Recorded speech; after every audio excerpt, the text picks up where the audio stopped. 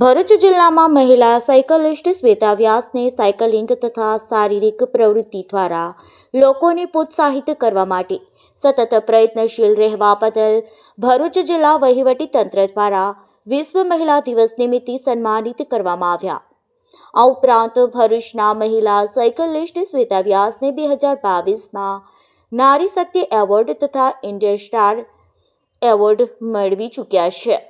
શ્વેતા વ્યાસ ભરૂચ જિલ્લાના લોકોને રોજિંદા જીવનમાં સ્વાસ્થ્ય પ્રત્યે જાગૃતિ રહેવા તથા વ્યાયામને મહત્વ સમજવાના પ્રયત્ન કરતા રહે છે અને તેઓનું રોજનું 40થી 50 કિલોમીટર સાયકલિંગ કરીને ભરૂચ જિલ્લાના સાયકલિંગ ક્ષેત્રે આગવું નામ ધરાવે છે।